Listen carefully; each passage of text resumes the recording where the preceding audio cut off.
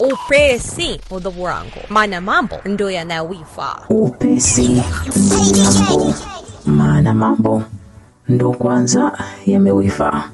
لم تسقط الأمطار على الأرض بركة. أعوذ بالله من الشيطان الرجيم. بسم الله الرحمن الرحيم. السلام عليكم ورحمة الله وبركاته. أهلا وسهلا ومرحبا بكم ndugu yangu mpenzi. Karibu sana katika Khairat TV. Tukikutangazia mubasharatan kutoka Phoenix, Arizona. Leo tutakwenda kuchambua maneno yenye uzito mkubwa kutoka katika khutba ya Sheikh Abdullah Masawe, Allah yahfadhu. Aisha anasema katika maongezi yake, nilimsikia mama yule akilalamika na kumlalamikia mume wangu akala shababi. La ilaha illallah. Sheikh alitukumbusha kisa mashhura ya Khawla binti Thalaba aliyekwenda kwa Nabii Muhammad sallallahu alayhi wasallam kulalamika kuhusu mumewe. Aisha anasema katika maongezi yake, nilimsikia mama yule akilalamika na kumlalamikia mume wangu akala shababi. La ilaha illallah. Huyu mume wangu ameutumia ujana wangu. Alinioa nikiwa binti mdogo, bado mwali kidori, machuchu yangu yamesimama ya Rasulullah, lakini hivi sasa machuchu yangu, maziwa yangu yamelala kwa sababu ya kunyonyesha watoto wake. Lakini ya Rasulullah si hiyo. Tumbo langu ya Rasulullah ilikuwa hifadhio la kuhifadhi watoto wake. Wamepita watoto wake kadhaa ndani ya tumbo langu, ndio lilikuwa hifadhio ya Rasulullah. Lakini sivyo, mimi ya Rasulullah nilitumika kama kumstarehesha katika kukidhi haja zangu. Lakini ya Rasulullah, hivi sasa huyu bwana mkubwa ameniambia na kuona kama mama yangu mzazi.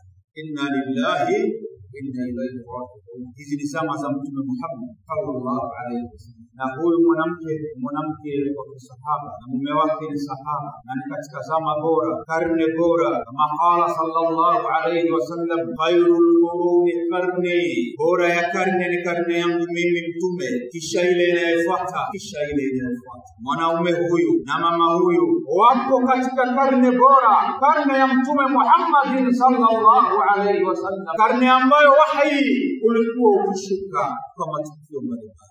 Ewe mtume wa Mungu, nakuletea kesi hii. Mume wangu leo hanitaki, tumbo limekuwa kubwa kwa sababu nilihifadhi watoto wake, nilimlelea watoto wake, nilimzalia watoto wake. Maziwa yamekuwa makubwa, maziwa yamedondoka. Si yale wanaita vijana ya saa 6 tena, yashafika saa 12, yanakaribia Isha, yanakaribia tena na sala alfajiri, yameanguka ya Rasulullah. Tahamaki mwanaume huyu, ya Rasulullah, ananiambia leo sikutaki na kuona kama mama yangu mzazi. Ya Rasulullah, hii ni haki kweli?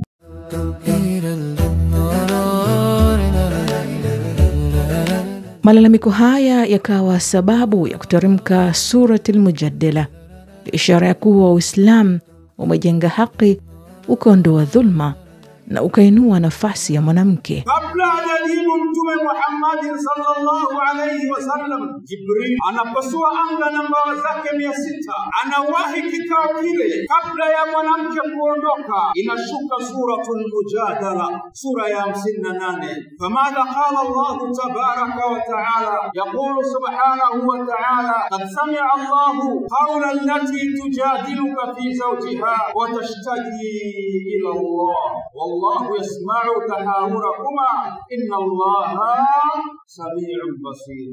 La ilaha illallah.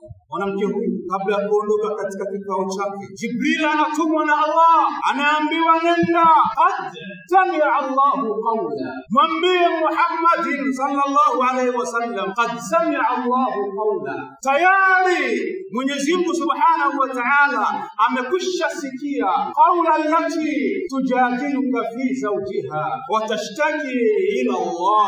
Mwambie Allah tabaraka ta'ala amesikia maneno ya mwanamke ambaye anashtaki kwa Mwenyezi Mungu Subhanahu wa Ta'ala kupitia kwa kauli ya Mtume Muhammad sallallahu alaihi wasallam. wasallam jambo la mume wake, kwamba mume wake amekula usichana wake, amekula ujana wake, tumbo lake limekuwa kubwa. Mwanamke hivi sasa hata akivaa pendezi tena, akienda mbele unadhani anarudi nyuma, hafanani na ujana wake. Ya Rasulullah, ewe mtume wa Mungu, mwambie mwanamke huyu qad samia Allahu qawla, Allah tayari amesikia kauli yake. Hadha huwa Allah, huyu ni Mwenyezi Subhanahu wa Ta'ala. Wallahu alladhi la ilaha illa huwa alimul ghaibi wash-shahada huwa ar-rahmanur rahim. والله الذي لا إله إلا هو الملك القدوس السلام المؤمن المهيمن العزيز الجبار المتكبر سبحان الله عما يشركون.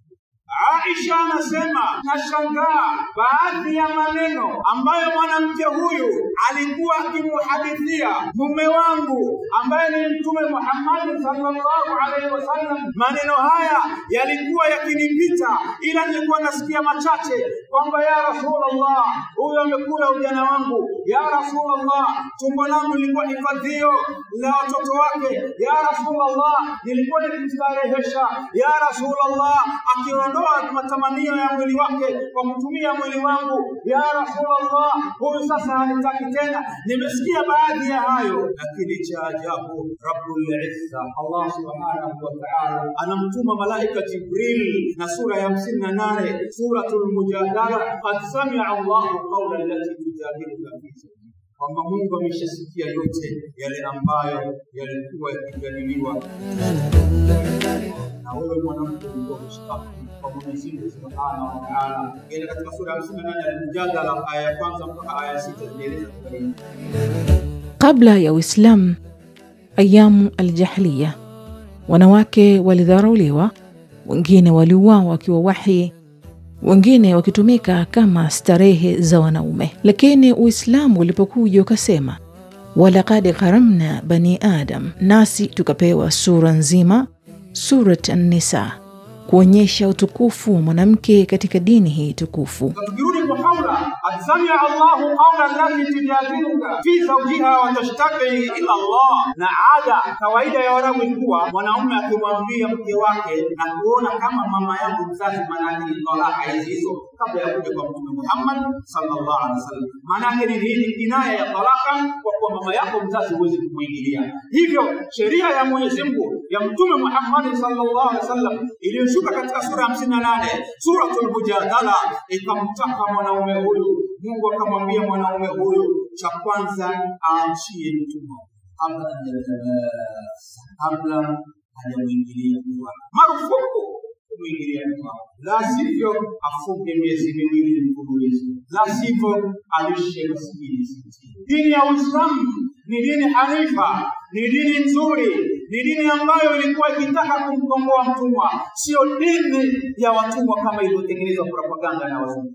Wale wanaokwenda shule wanafahamu kuna kitu kinaitwa triangular trade au triangle trade, biashara ya utumwa au slave trade, ambayo ilikuwa ikifanywa katika mchezo wa tangula from Africa to Europe to America. Biashara hii ilikuwa ikifanywa na wazungu, lakini wakabebeshwa Waarabu kwa sababu ni Waislamu, kuonekana wao Waarabu ndio ambao wanategemea zaidi biashara ya utumwa. Lakini Mungu kulitambua hilo, akaja akaonyesha sasa Uislamu ni dini ambayo haimtaki mtumwa. Vipi mtu awe mtumwa akati alizaliwa katika tumbo la mama yake alikuwa mtumwa? Ikawa mtu akifanya kosa kubwa anaambiwa nini? Barati kurahaba, mwache mtumwa. Hukumu nyingi katika Uislamu zimekuja namna hii kuonyesha kwamba Uislamu ni dini ambayo inamtaka kila mtu awe huru. Mtumwa naye anatakiwa aachiwe kutokana na makosa mbalimbali ambayo anaweza kuyafanya baadaye. Leo tunaposikia kuhusu haki, ni muhimu tukumbuke kuwa mwanamke katika Uislamu ametiwa heshima kubwa sana. Kuna riwaya moja isemayo, mwanamke akijistiri, akaswali na akamtii mumewe katika mema, ataambiwa aingie peponi kupitia mlango wote atakao. Allahu Akbar. Lakini kutii ni katika al-khaira, katika mema, si katika kumwasi Allah. Hivyo hivyo kuna riwaya nyingine isemayo, na mwanamke akimkosea mumewe bila haki, malaika humlaani mpaka mume amridhie. Hii inaonyesha uzito wa ndoa katika sheria.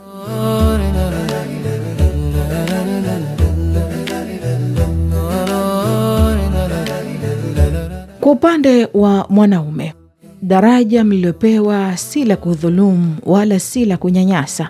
Ni daraja la kiwama, la uongozi, uangalizi na huruma. Mke ni amana, na kila amana italipwa yaumul qiyama. Asili ya mwanamke si kupambana huku nje, bali kujenga misingi ya familia. Yeye ndiye mwalimu wa kwanza, nurse wa kwanza, mlezi wa jamii nzima.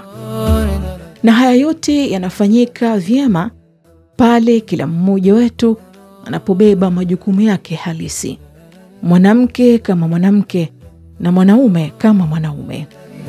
Tukifanya hivyo basi, familia zetu zitakuwa salama, jamii zetu zitakuwa thabiti, na roho zetu zitakaribia zaidi taqwa ya Rabbul Alamin.